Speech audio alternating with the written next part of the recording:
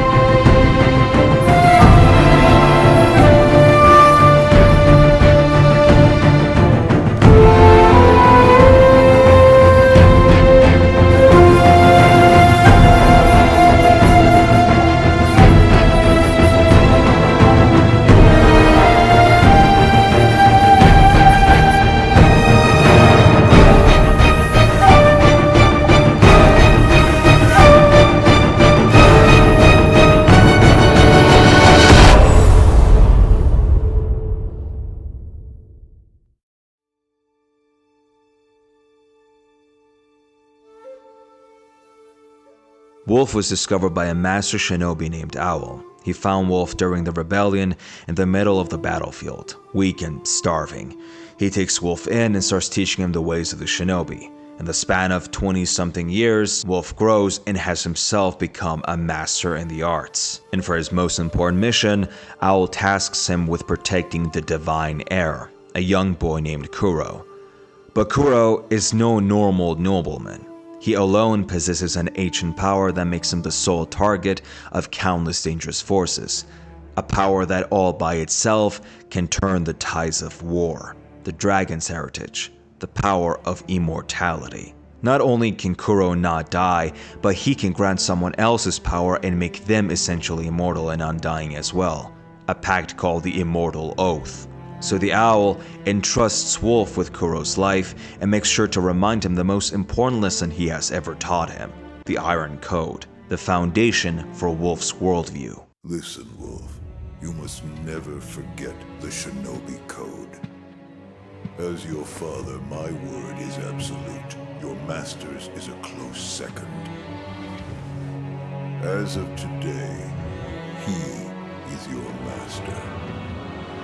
Defend him with your life. If he is taken, bring him back at any cost.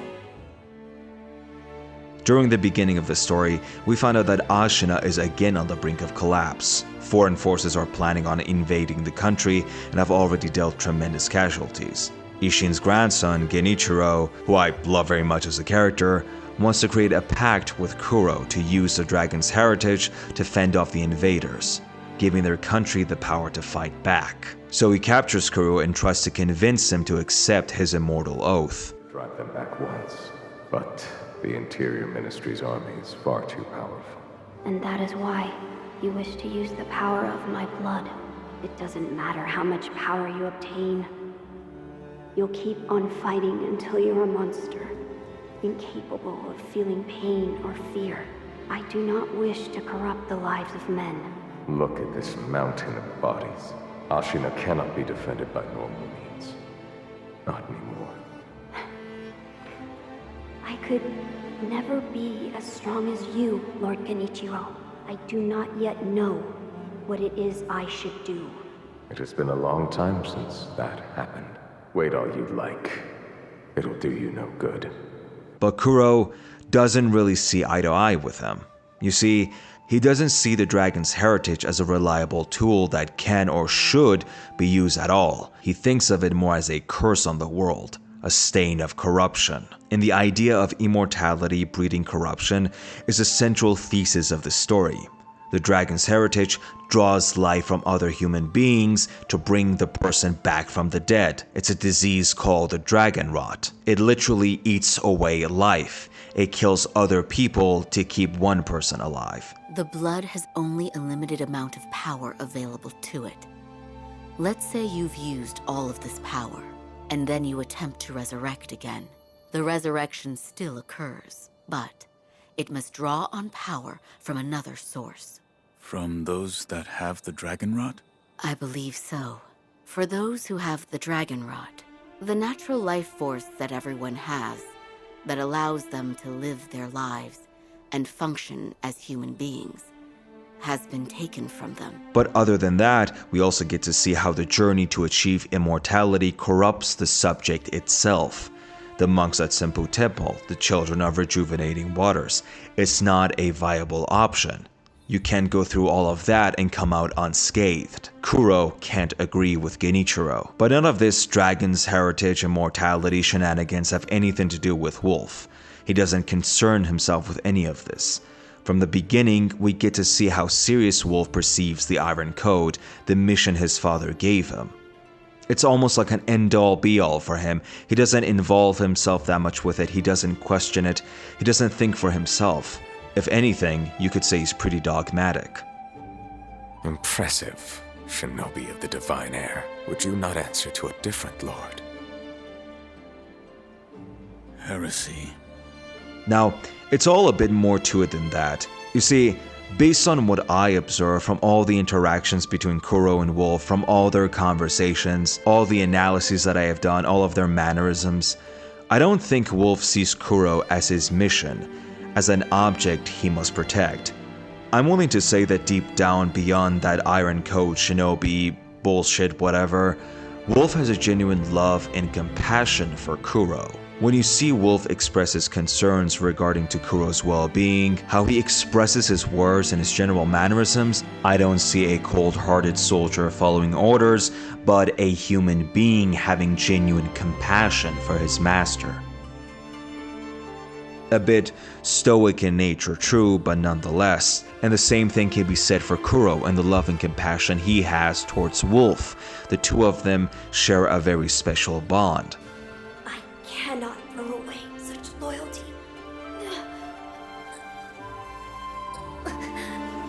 So basically you have two forces, the Iron Code of Wolf's father and Kuro himself. One which Wolf follows upon dogma and principle, and the other which Wolf follows based on compassion and love.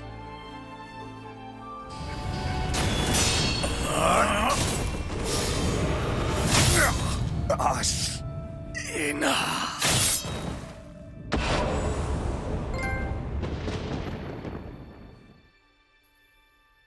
After you fight Genichiro for the second time, Kuro shares with him what he intends to do.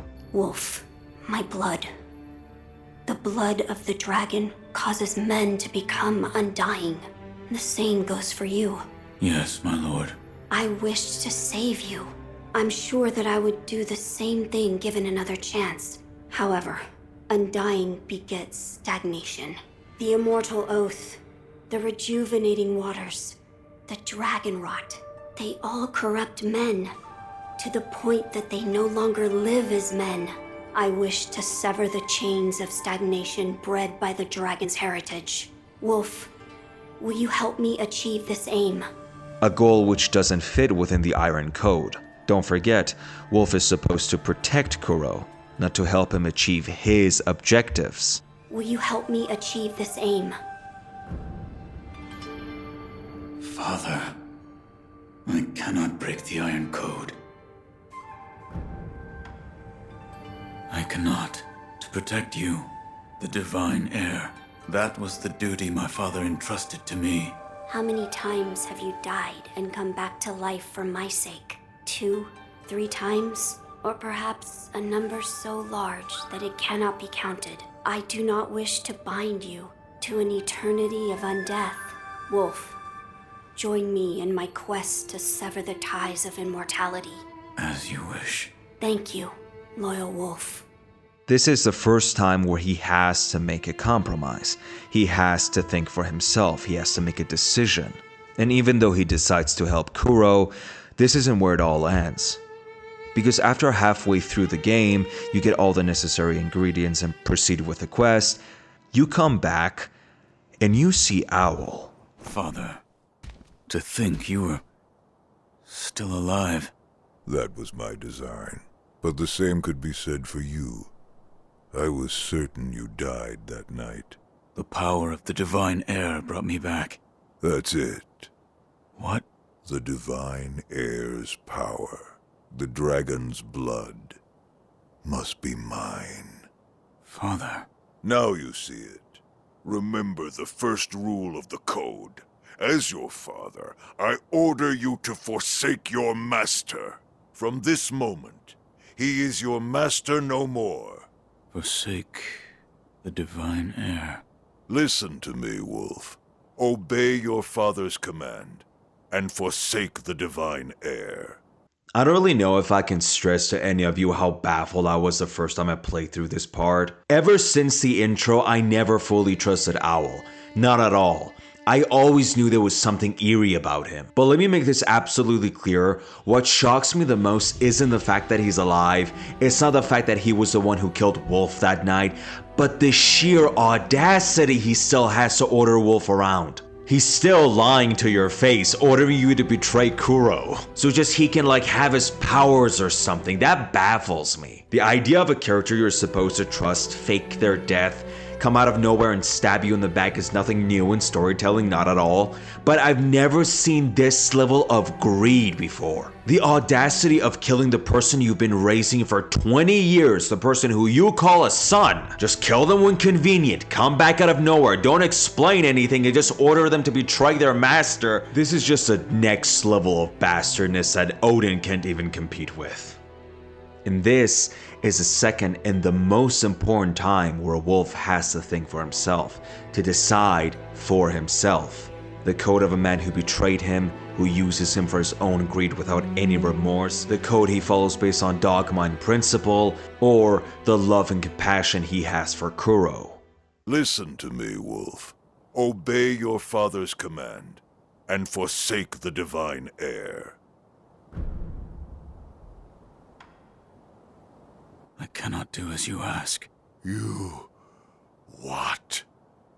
A shinobi, showing the likes of...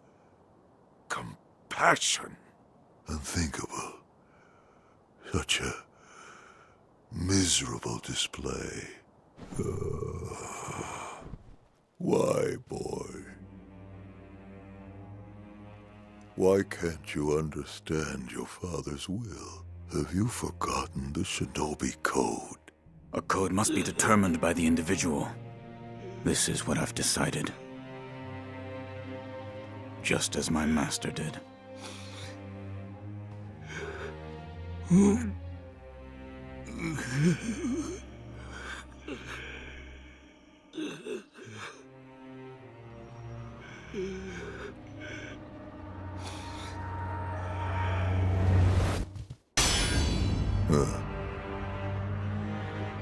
Seems you've grown, if just a little.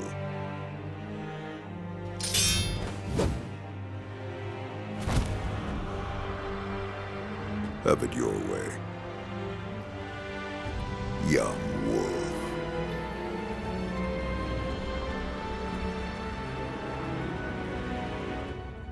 This is exactly why Sekiro is my favorite FromSoft game, because it shows when FromSoft wants to make a story-driven game, they push that to the absolute max. I love how Wolf says enough talk and just wants to finish the fight and be done with it because he's just fed up with all the bullshit Owl been giving him. And I just love the way that Owl taunts and fights you this entire duel.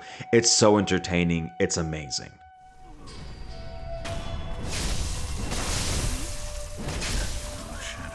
You taught me well. That's my boy. And this is the climax of Wolf's character development, a process which I loved every single moment of. and depending on which ending you go with, his character gets to show itself even more. But I won't talk about them and suggest you play the game by yourself. I think I've proven my point why I just love these two characters so much and how much they actually mean to me. I think when it comes to Sekiro, people are mostly distracted by the amazing gameplay to the detriment of the amazing story. People just don't know how unique Sekiro is as an entire package. It's truly the most story-driven game from FromSoftware, and you can legit turn this game into a movie and it will translate wonderfully. And what they do with Wolf is nothing short of just pure amazing. As little as it might seem for a lot of people, for me this is more than enough. And I hope I managed to give you all a bit of perspective about how I feel towards this character and towards Sekiro as an entire game. And I'm planning on making more Sekiro and Eldenring videos in the future, so if you're interested, maybe we'll see each other next time.